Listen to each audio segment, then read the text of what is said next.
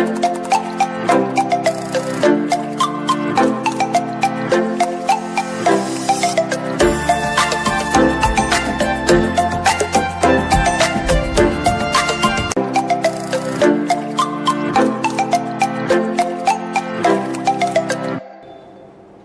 Friends, તો last લેક્ચરની અંદર આપણે ટાઈપ્સ ઓફ સેન્ટેન્સને સમજ્યા હતા, જેમાં એસરેટિવ, એની અંદર એફર્મેટિવ એન્ડ નેગેટિવ, ત્યારબાદ ઇન્ટ્રોગેટિવ, તેમાં WH and without WH, imperative, exclamatory and optative. આજે આપણે WH પ્રકારના ક્વેશ્ચનનો કઈ રીતે યુઝ કરો, કઈ રીતે વાક્ય રચના એની સમજવી, એ આજે આપણે શીખવાનું છે. કારણ કે મોટા ભાગે બોર્ડની એક્ઝામમાં તમને બધાને માહિતી છે જ કે કોમ્પ્રિહેન્શન પૂછવામાં આવે છે. તો કોમ્પ્રિહેન્શનમાં જ્યારે તમે આન્સર લખો છો ત્યારે મોટાભાગના જે સ્ટુડન્ટ્સ છે તે કેવી મેથડ અપનાવે છે કે પહેલાં ક્વેશ્ચન રીડ કરે, ત્યારબાદ ક્વેશ્ચનમાં લખેલો જે વર્ડ છે તેને ઉપરથી ફાઇન્ડ કરવાની કોશિશ કરે. એવી રીતે ક્યારેય કોમ્પ્રિહેન્શનમાં હોતું નથી. એમાં આઈડિયલી એવું હોય છે કે તમારે પેરેગ્રાફ રીડ કરવાનો હોય છે, ત્યારબાદ એના ક્વેશ્ચન આન્સર અટેન્ડ કરવાના હોય છે. એટલા માટે તમે બોર્ડની એક્ઝામની અંદર તે 1 માર્ક્સમાં પૂછાય છે કોમ્પ્રિહેન્શનના ક્વેશ્ચન આન્સર, પણ તે 1 માર્ક્સ પણ તમે મોટા ભાગે મેળવી શકતા નથી અને મોટા ભાગના વિદ્યાર્થીઓ તેમાં 1.5 માર્ક્સ, અડધા માર્ક્સ મેળવે છે. તેનું કારણ એક જ છે, વાક્ય રચના. કે જ્યારેવુથી પ્રશ્ન પૂછવામાં આવેલો હોય ત્યારે વુને કાઢીને તેની સ્થાને માત્ર તે નામ એડ કરવાનું હોય છે. પણ મોટાભાગે વિદ્યાર્થીઓ શું કરે છે કે જે ઉપરના પેરેગ્રાફમાં લાઈન છે એ લાઈન અને એની આગળની એક લાઈન અથવા તો એ માત્ર એક લાઈન એ લખી નાખે છે અને આન્સર ખોટો પડે છે. તો જો તમને WH પ્રકારના જે ક્વેશ્ચન્સ છે એનું સ્ટ્રક્ચર ખબર હશે, એની રચના ખબર હશે, તો તમે એક્ઝામની અંદર કોઈ પણ પ્રકારનો પ્રોબ્લેમનો સામનો કરવો પડશે નહીં. એની સિવાય જે ફંક્શન્સ બોર્ડની એક્ઝામમાં તમને 9 માર્ક્સની અંદર ટોટલ પૂછવામાં આવે છે, તેની અંદર પણ આ WH પ્રકારના ક્વેશ્ચન જે છે તે ખૂબ જ ઇમ્પોર્ટન્ટ છે. તો એક પછી એક કે WH જે છે એમાં પણ 2 પ્રકારના ડિવિઝન આપણે જોયા છે કે WHની અંદર એક આ જે મેં લખેલા WH છે તેની અંદર જે WH છે એના પછી ડાયરેક્ટલી હેલ્પિંગ વર્બ આવે છે, એટલે કે સહાયકારક ક્રિયાપદ આવે છે. આની સિવાયના જે આપણે નેક્સ્ટ પાર્ટમાં સમજવાના છે તેની અંદર WH જે છે એના પછી જે નાઉન આવે છે, ત્યારબાદ સહાયકારક ક્રિયાપદ આવે છે.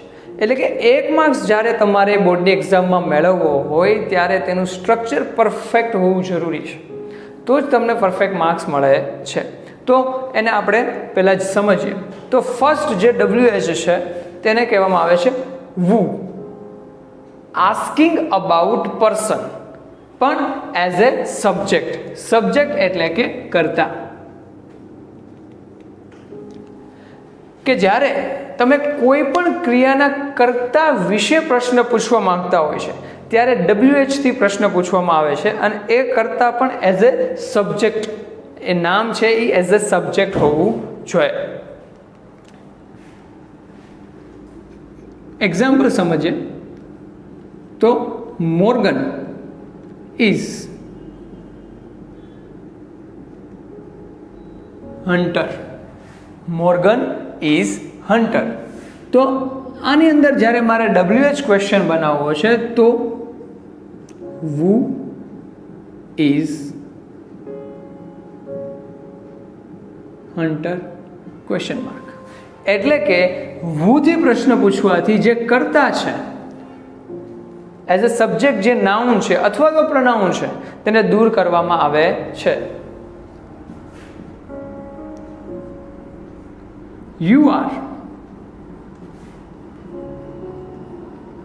Teacher. So ideally who are teacher પૂછવામાં આવતું નથી. સો who is.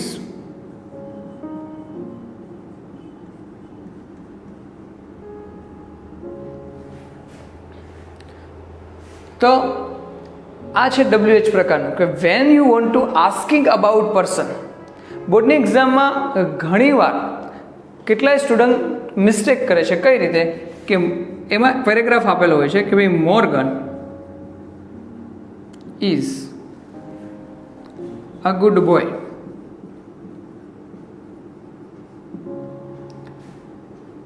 He is finding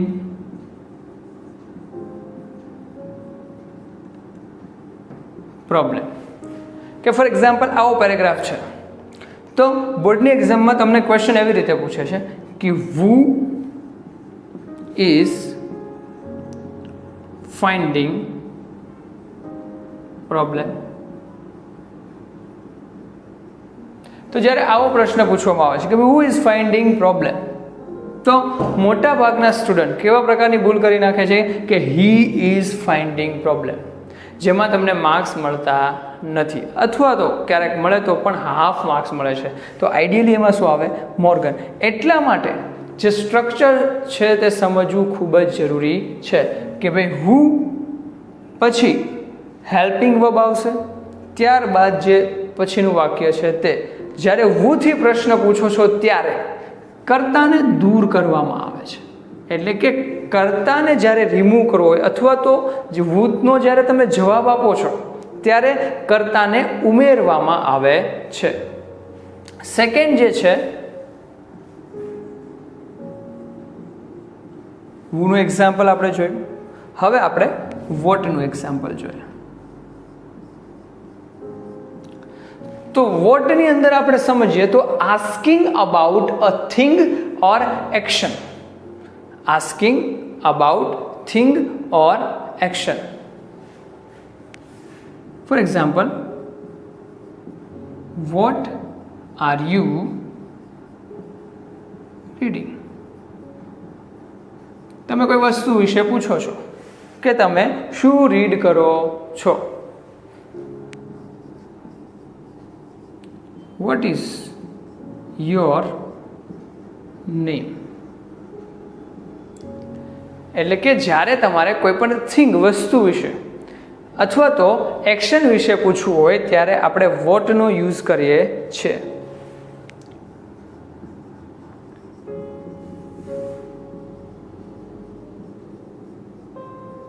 What is problem there? તો આવી રીતે who અને what આ જે સેન્ટેન્સ છે આને સમજવા માટે, ગ્રામરને યાદ રાખવા માટે એક જ વસ્તુ કરવાની છે, આપણે રૂટીનલી તેનો યુઝ કરતા શીખવું છે. કે રૂટીનલી એટલે કે કોઈ પણ સિચ્યુએશન બને કે ભાઈ મમ્મી પૂછે શું થયું, સો વોટ ઇઝ મેટર, તો જો દરેક રૂટીનની અંદર જ આપણે વોટ who આ બધા જ ક્વેશ્ચનનો યુઝ કરશું એટલે આપણે એને યાદ રાખવા પડશે નહીં. ત્યાર પછી છે વેર.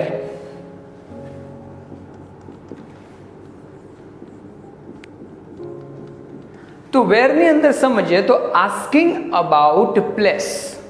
જ્યારે આપણે કોઈ પણ પ્લેસ એટલે કે સ્થળ વિશે જ્યારે કોઈ પણ પ્રકારનો પ્રશ્ન પૂછવામાં આવે છે તો આપણે વેરથી પ્રશ્ન પૂછીએ છીએ. એક્ઝામ્પલ જોઈએ તો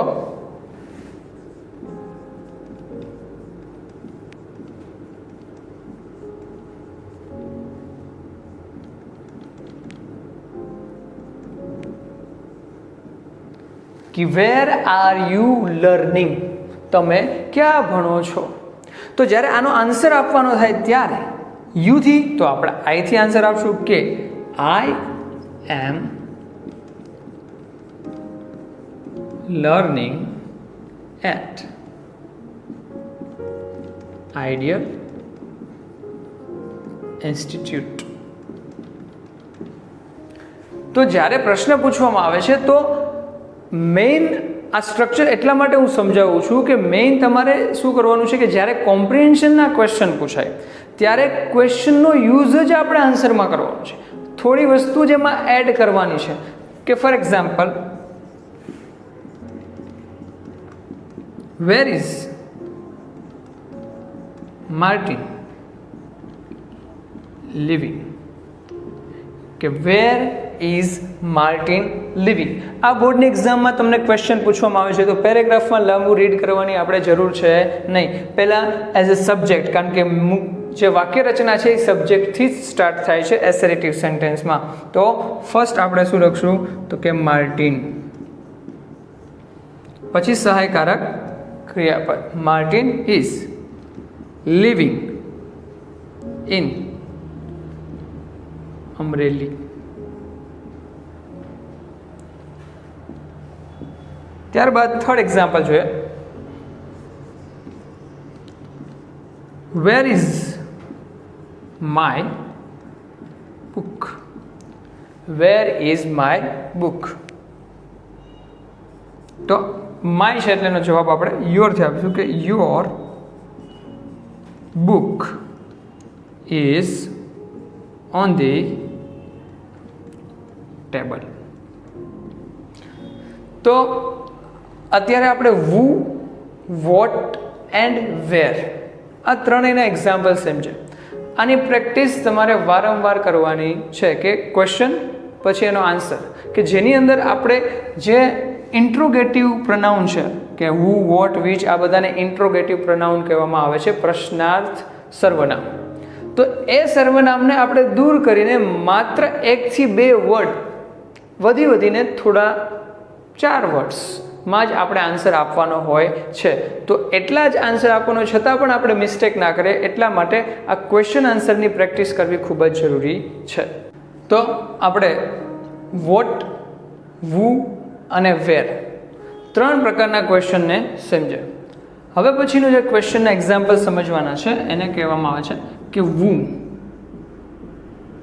વૂમનું ગુજરાતી થાય છે કોને.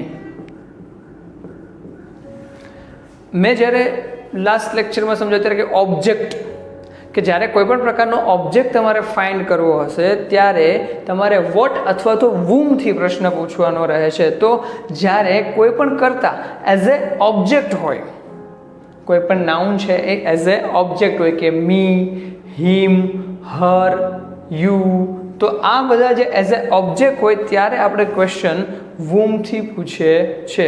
તો બધાના ટ્રાન્સલેશન લખી દઉં છું. કોણ, શું,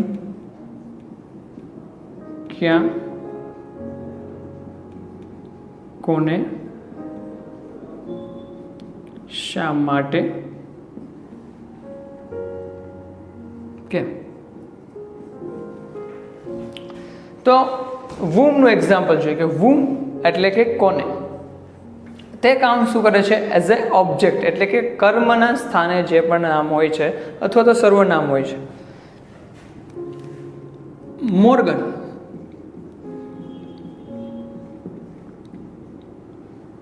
ટોટ, Martin yesterday.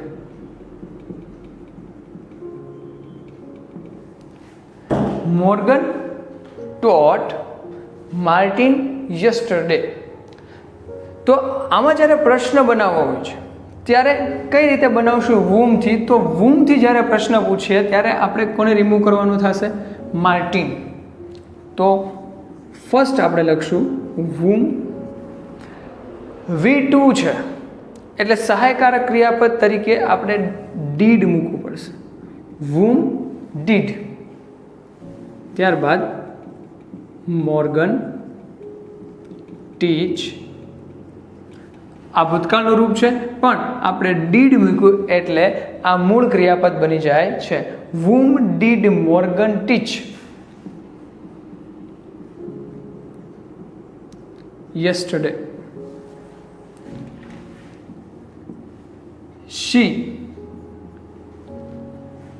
is finding him in the class. She is finding him in the class. તો whom આપણે હિમને રિમૂવ કરવાનું છે. whom ત્યારબાદ સહાયકારક ક્રિયાપદ whom is ક્રિયાપદ સર્વનામ she, whom is she finding in the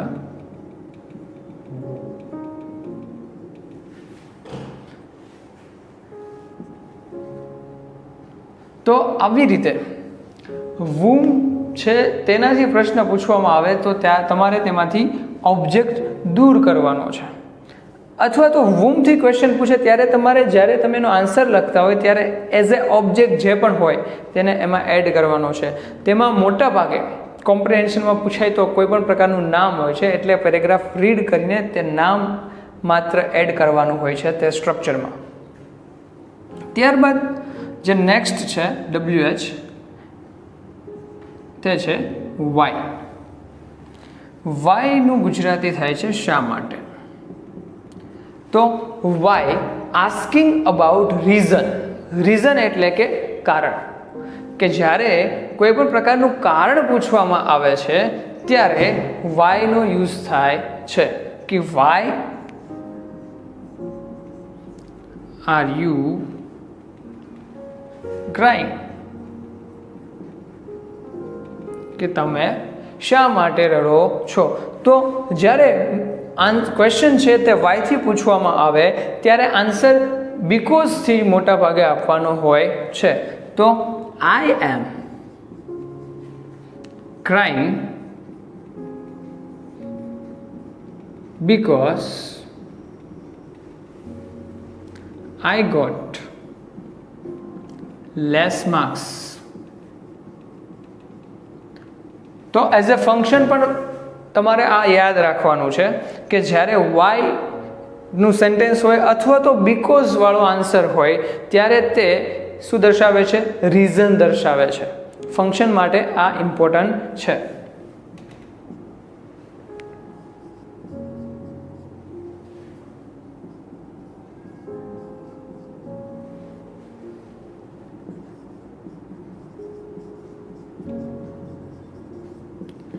Why is she fighting? તો એમાં પણ આપણે આન્સર આપશું કે she is fighting because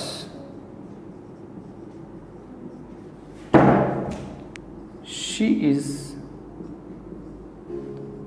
angry. તો જ્યારે કોઈ પણ પ્રકારનું કારણ દર્શાવવું હોય છે ત્યારે વાયથી પ્રશ્ન પૂછવામાં આવે છે. આગળ જોઈએ તો હાઉ.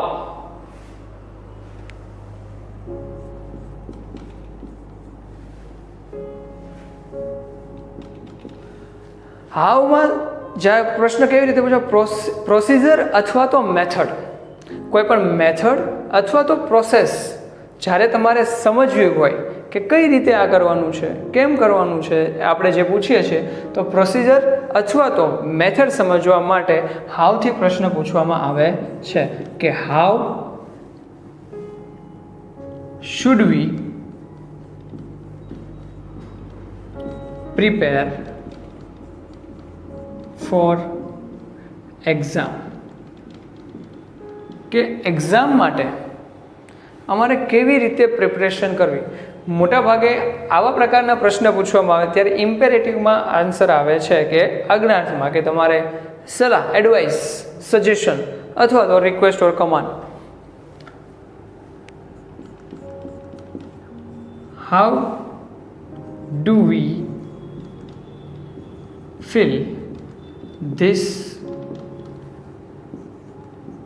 difficult form. તો જ્યારે હાઉથી પ્રશ્ન પૂછવામાં આવે છે ત્યારે પ્રોસેસ છે, એટલે કે તેનું જે પ્રોસેસ છે, અને મેથડ, આ બંનેને આન્સરમાં લખવાની હોય છે કે તમારે આ કરવી. કારણ કે તમને બોર્ડની એક્ઝામમાં જ્યારે પ્રોસેસમાં પૂછાય છે ત્યારે યાદ રાખવાનું કે ઇમ્પેરેટિવ સેન્ટેન્સ, કે પહેલાં માર્કર લ્યો, પછી તેના જે ઢાંકણું છે એને ઓપન કરો. તો આ શું થયું? એક પ્રકારની પ્રોસેસ. તો વિદ્યાર્થી મિત્રો, આપણે આજે જે જોયું આ લેક્ચરની અંદર કે ભાઈ who, what, where, whom, why and how. તો આ બધા જે WH છે એ WHનું એક સ્ટ્રક્ચર ફિક્સ છે કે જેમાં એ WH પછી સહાયકારક ક્રિયાપદ આવે છે. હવે આપણે એવા પ્રકારના WHનો અભ્યાસ કરવાનો છે કે જેમાં સહાયકારક ક્રિયાપદ આવતું નથી. પહેલાં નાઉન આવે છે, તેના બાદ સહાયકારક ક્રિયાપદ આવે છે.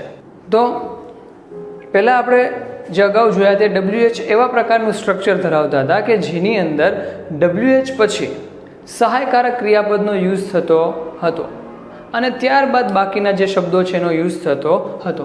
હવે આપણે એવા WH જોવાના છે કે જેની અંદર પેલા ઇન્ટ્રોગેટિવ જે પ્રનાઉન છે એટલે કે પ્રશ્નાર્થ સર્વનામ છે તેના બાદ નાઉન આવે છે, નામ આવે છે અને ત્યારબાદ સહાયકારક ક્રિયાપદનો યુઝ થાય છે. તો તેમાં આપણે ફર્સ્ટ જોઈ લઈએ, એટલે 7th છે કે 6 આપણે જોઈએ. 7th છે એનું નામ છે વિચ. asking about choice.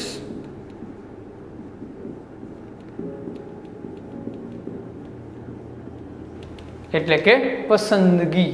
જ્યારે કોઈ પણ પ્રકારની પસંદગી દર્શાવી હોય ત્યારે વિચનો યુઝ થાય છે. એના પછી આપણે જોઈશું હાઉ મચ. તો તે પ્રમાણ દર્શાવે છે જેને આપણે અનકાઉન્ટેબલમાં લઈએ છીએ, એટલે કે જે ગણી શકાતું નથી. ત્યારબાદ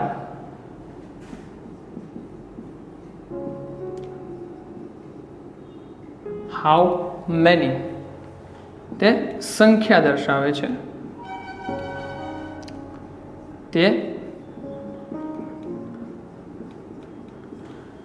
કાઉન્ટેબલ પ્રકારના જે હોય છે કે ગણી શકાય એવું હોય છે એમાં યુઝ થાય છે. ત્યારબાદ છે વુઝ. એનું ગુજરાતી થાય છે કોનું. તે માલિકી એટલે કે ઓનરશિપ દર્શાવવા માટે તેનો ઉપયોગ થાય છે. તો કે which, how much, how many and whose. તો સૌપ્રથમ આપણે જોઈએ વિચના એક્ઝામ્પલ આપણે જોઈએ તો કે ભાઈ વિચ બુક ડુ યુ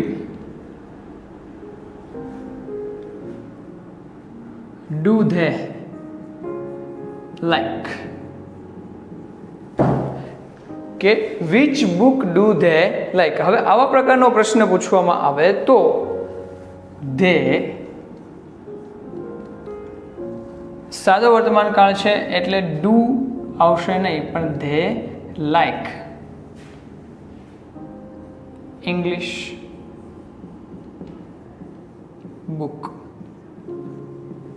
એટલે કે કોમ્પ્રિહેન્શનમાં જ્યારે આવો ક્વેશ્ચન પૂછવામાં આવે તો મેં ફરીવાર આ વસ્તુને રિપીટ કરું છું કે જ્યારે કોમ્પ્રિહેન્શનમાં 1 માર્ક્સમાં ક્વેશ્ચન પૂછવામાં આવે છે ત્યારે એમાં બહુ લેન્ધી એટલે કે લાંબો આન્સર લખવાની જરૂર છે નહીં.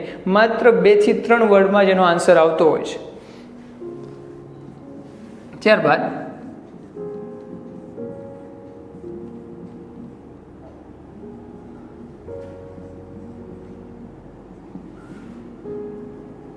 which color does she like. તો she likes pink color. તો આ WH ના એક્ઝામ્પલ થયા, WH માં which ના એક્ઝામ્પલ થયા. આની પ્રેક્ટિસ તમારે ચાલુ રાખવાની છે. ત્યારબાદ જોઈએ how many and how much.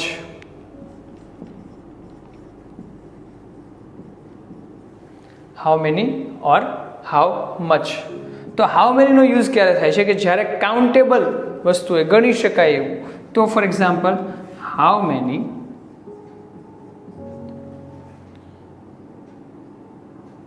books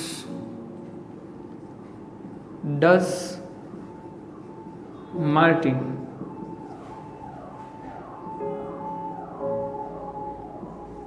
by.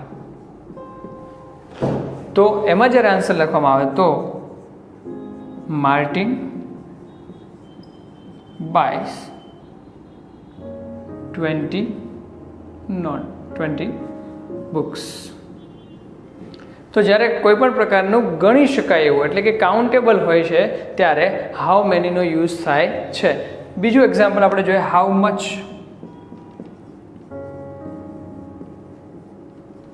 How much એ પ્રમાણ દર્શાવવા માટે કે જેને કાઉન્ટ કરી શકાય નહીં. તો how much water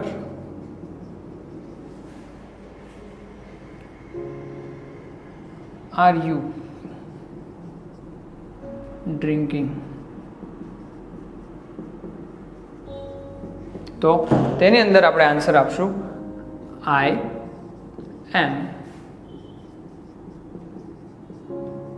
drinking 2 liters water daily. તો આવી રીતે હાઉ મચ તે પ્રમાણ દર્શાવે છે, હાઉ મેની તે કાઉન્ટેબલની અંદર યુઝ થાય છે. ત્યારબાદ જોઈએ આપણે વૂઝ.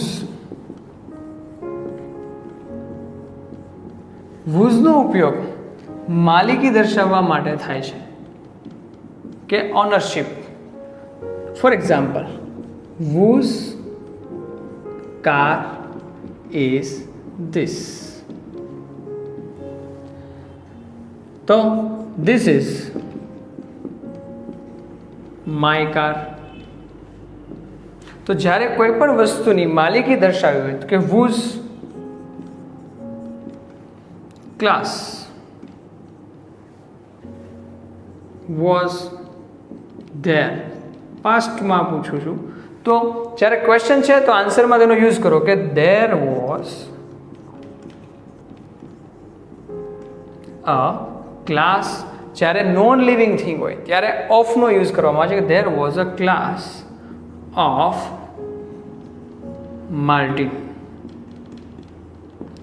તો જ્યારે માલિકી દર્શાવવાની હોય છે ત્યારે વૂઝથી પ્રશ્ન પૂછવામાં આવે છે, માલિકનું નામ તમારે અથવા તો પ્રનાઉન તમારે જાણવું હોય ત્યારે. તો અહીંયા આપણે WH પ્રકારના જે ક્વેશ્ચન છે એનો ટોપિક પૂર્ણ કરીએ છીએ. ખાસ કરીને યાદ રાખો વાક્ય રચના કે જે અગાઉના 6 WH જોયા તેમાં શું હતું કે ઇઝ, આર, ડુ જે પણ હતા તે પ્રશ્નાર્થ સર્વનામ પછી આવતા હતા. પણ આમાં તમે જુઓ તો વિચ પછી શું આવે છે? બુક. વિચ પછી કલર, હાઉ મેની પછી બુક્સ, હાઉ મચ પછી વોટર, whose ક્લાસ, કાર. એટલે કે પ્રશ્નાર્થ સર્વનામ બાદ નામ આવે છે, ત્યાર પછી સહાયકારક ક્રિયાપદ આવે છે. અને અગાઉના જે 6 જોયા તેમાં સહાયકારક ક્રિયાપદ છે તે પહેલાં આવે છે. તો અહીંયા આપણે WH ક્વેશ્ચન છે એનો ટોપિક પૂર્ણ કરીએ છીએ. Thank you.